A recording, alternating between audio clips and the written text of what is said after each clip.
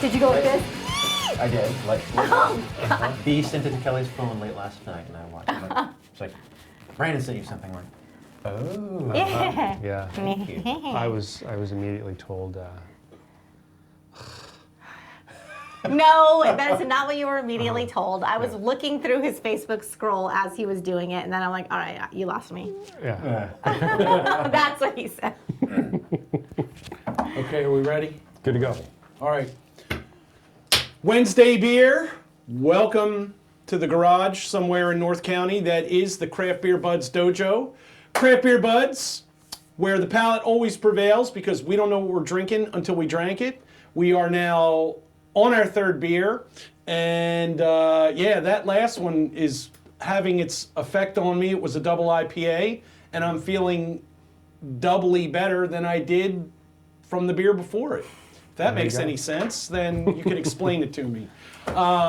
We have a family cast with us today, so to speak. We have Brandon, fresh from overseas. He is a beer guy. Please tell us one more time. I work at the U.S. Embassy in Baku, Azerbaijan. Okay, Baku, Azerbaijan. I said it right, but I got to remember, see if I can say it for the next episode. Baku, Azerbaijan. Okay, and then we have Trey, bandmate of mine, buddy, fellow beer drinker, and his better half, Shannon, who is probably the least knowledgeable, but that hasn't prevented her from bringing an awesome beer, which we had Tuesday. So check that out if you want to get the full scoop on her excellent taste in beer as well. So that brings us to Wednesday. Now it is my turn. I have brought something out that should be interesting, and so without further ado, you guys pour yours and then send it back when you're done, and I'll take whatever's left. Oh. Hello, Burnett. And there is more, FYI.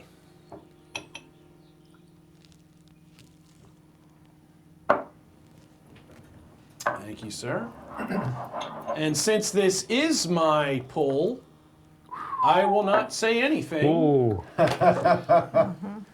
Although I don't have to say anything because the initial reactions kind of say it all. Yeah.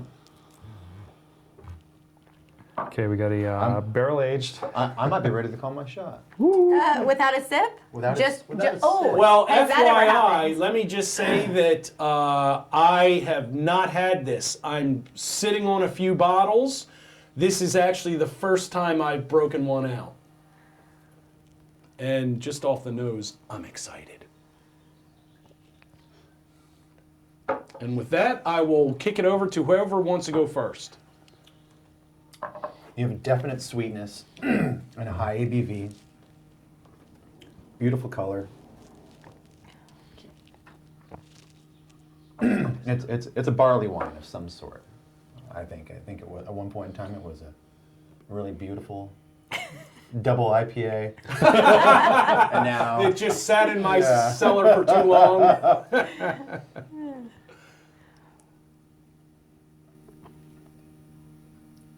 You try it, Shan? Mm-hmm.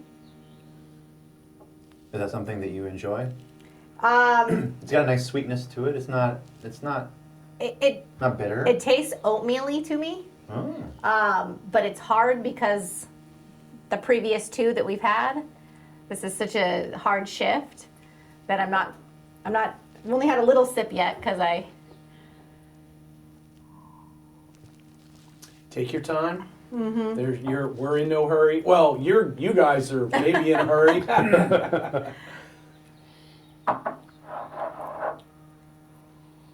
There's definitely some barrel aging oak. Great color.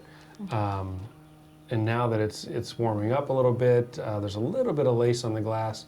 Not a whole lot of head to it. Kind of getting that halo in the glass, as they say. I'm picking up like a lot of toffee and caramel in the flavor. There's definitely a sweetness. You mentioned oatmeal, and sometimes brewers will put oats in the mash to give it a better, smoother, silkier mouthfeel. So that could be there. Really good, definitely a high ABV. Barley wine, I could see that. I could see that this might be a barley wine. Very good either way. I mean, it's too light to be a stout. Not quite dark enough to be a porter. It's delightful. It's very good. I would probably stick with barley wine as well. I think that's probably the safest landing place at this point. And yeah, what have you spoken your piece on it, or? No, I'm definitely, now that it's getting a little warmer, I'm getting some berries. I'm picking up on the caramel and the toffee. I'm not sure if I'm getting the barrel or not, but there's definitely some similar flavors. I'm gonna call my shot. Okay. It's Bourbon County barley wine. BCBW. Bourbon County barley wine. BCBW. All right, we'll let that simmer a while. And okay, is it my turn to comment, or does anyone else like to? First of all, okay, like I said, I've not had this before. I've been sitting on it, and just based on some of the comments made, I thought, okay, I'll bring this out. I thought this was a good crowd to try it on. I got like a caramel toffee, the kind of sweet thing on the nose, like right away. Really, yeah, it's almost like candy on the nose. It kind of smells like candy. Also got the oatmeal thing when the initial kind of on the back end.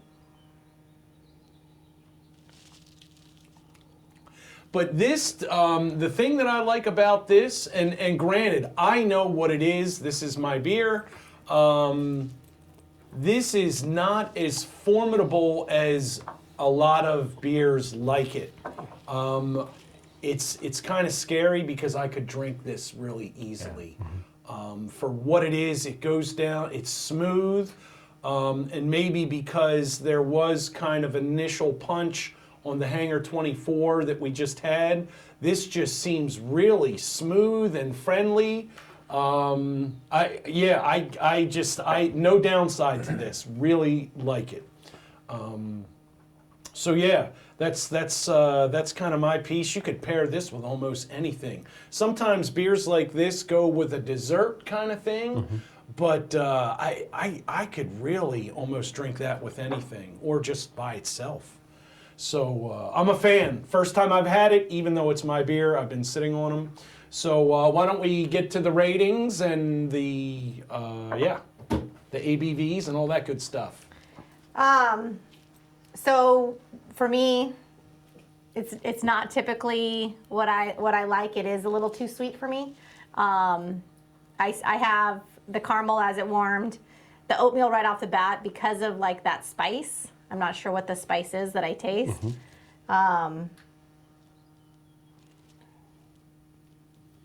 Maybe I'm at this point I'm not really sure because that 8.5 hanger.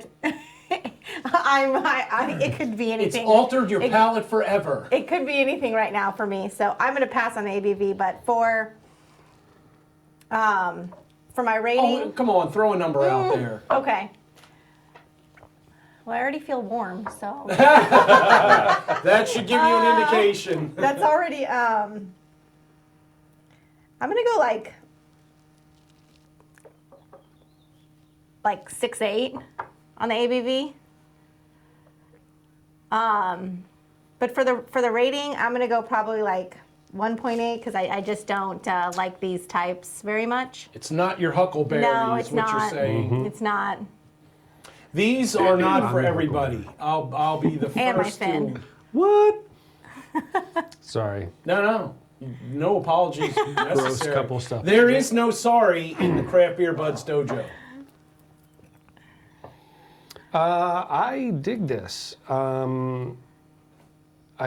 dig it at about a 2.5. I'm going to go, I think the ABV is a little higher. I think we're probably looking at it at least 9, possibly 10. So I'm going to split the difference, call it 9.5.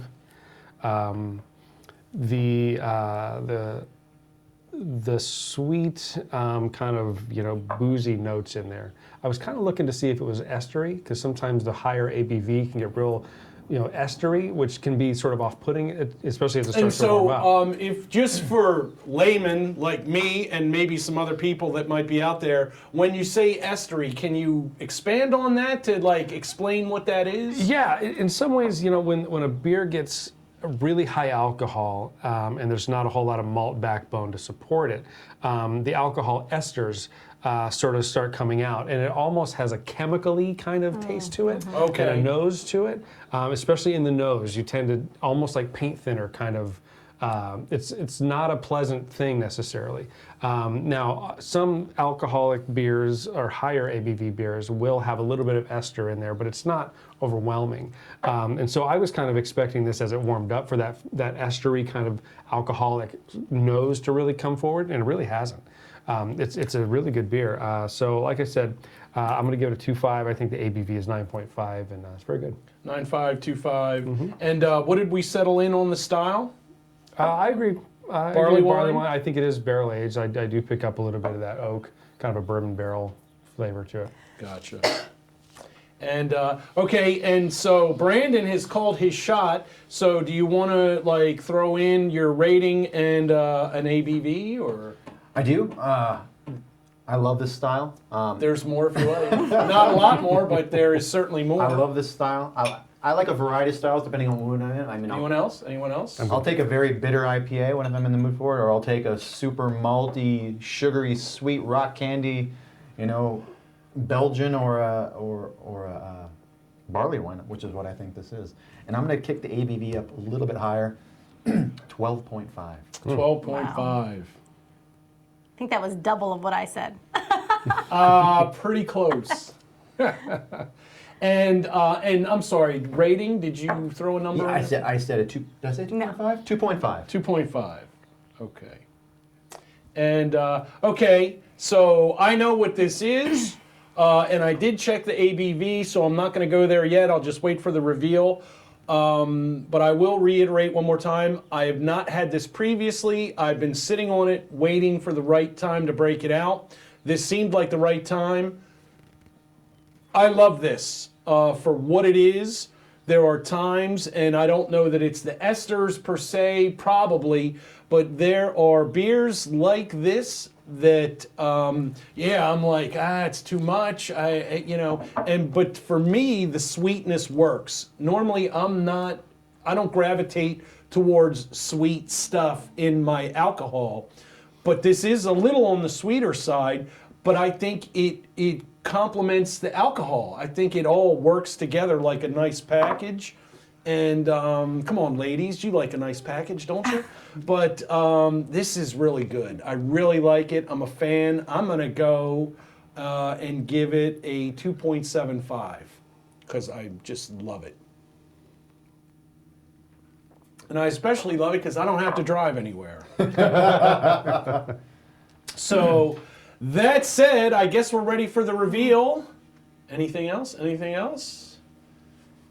Close, but no cigar. And this would have been hard to call the shot because this is Amplified Ale Works from down in Miramar and PB, depending on where you are from. Rare form. And let's see exactly what they call it is this is the 4-year anniversary, batch number 4, bourbon barrel aged quadruple. Dang, it was a quad. And just to give you a little further insight, the bottle you hold in your hand is our 4th release of our annual Belgian-style quadruple. Aged for 6 months in bourbon barrels, rare form is adventurous. It starts out with black cherries, which I didn't get, raisins and figs, which I can see, and then elegantly transforms into burnt caramel, dark chocolate, and brown sugar before finishing with a kiss of alcohol. So I get a lot of this stuff on the back end, the burnt caramel, the dark chocolate, but yeah, I really didn't get any kind of the cherries and maybe some raisin and fig. But the ultimate nightcap beer, it is to be shared with friends or used to make new ones. You know, I got to say, like, as far as being a Belgian quad, I'm not fully on board with that. I think, because I As like far as Belgian the quads. designation, Yeah, calling it that? I think that in terms of a Belgian quad, I'm looking for a way more, yeasty flavor to come through. I know that's one of the things that I like a lot about Belgian quads is that they are, these real malty. I think that the yeast profile is slightly different than what I would expect from a Belgian quad. Now, if this is a California interpretation of a Belgian quad, like, all right, I could get on board with that. I would have never, ever gone anywhere near a Belgian style. Well, But it's very good. I mean, I do like the beer, I have to say. Just to comment on your observation there, and I just discovered this really last week. I think they kind of pushed the envelope with what they call things. Because last week we had this real big Kolsch right here from Amplified, and I don't like to really stack breweries one week to the next because I like to keep it, going. But like I said, based on conversation, I wanted to bring this out. Well, this is an Imperial Kolsch. Well, who's ever heard of an Imperial Kolsch before? I think that's something they made up because a Kolsch is typically a sessionable, lighter kind of style. And that thing is like 8.3 or something like that. It's just huge for a Kolsch. And so, to your point, I think, I don't know, the details of what went in there, but I think they play with the boundaries of styles in general.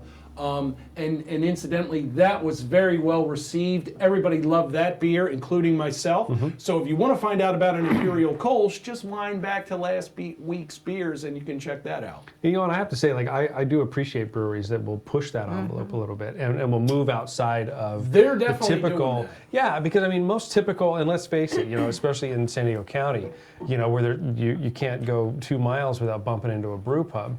But most micro and craft breweries these days have the same menu. Let's face it, they've got a pale ale, they've got an IPA, an imperial IPA, and an imperial stout, and then some sort of fruit IPA. So I really appreciate breweries that can go to to their recipe book and mess with it. I kind of like saying, all right, cool, let's brew an Imperial Kolsch, or let's make a Belgian quad that doesn't taste quite like a Belgian quad. Like, I can appreciate that. So I don't mean that as a knock on the brewery by any means, but I would nowhere near have called this a Belgian at all. Well, and I you do know like what? the beer. Nobody even pick that as a remotely was thinking Kolsch when we drank that. Yeah. Nobody was even close. And okay, and to close out with the ABV, you ready? 13%. Whoa. It's close. You were close. Is it like Price is Right on the ABV if you're closest without going over? That's right. That's right. So Brandon That's why I went with the lowest. wins the Showcase Showdown. I should have just said, $1. Yeah. $1. All right. Well, I love this, and beer. I'm glad I've got a few more stashed away. So unless there are any other comments. I think I might need some chips. Well, if there are any chip purveyors of fine potato chips out there that would like to support the show, we'll certainly put a big bag of them right here on the table and talk about you like you were a long-lost child. So with that said, I think we're ready to wrap up Wednesday beers before I say anything else stupid. And that's it. Thank you. Once again, I'm with an empty glass. I'm always closing these think shows we all out are. trying to Yeah. cheer, but okay. It's a sign of a good beer. It is. It is. You're winning when your glass is empty. So with that, craft beer buds, if you're going to punish your liver, make it count, and wherever possible, drink it where they brewed it for the best craft experience. And we will see you next time for Thursday beer. Cheers with an empty glass. Thanks for checking us out. We'll see you next time. Thanks, guys. We'll see you tomorrow. I think I do need some chips or pretzels or something else. Or a piece of toast. Oh, wow.